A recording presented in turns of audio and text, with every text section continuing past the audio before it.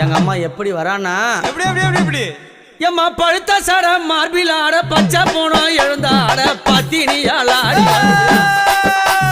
பழுத்த சட மார்பில் ஆட பச்சை போனோம் எழுந்தாட பத்தினியால் ஆடி வருகிறார்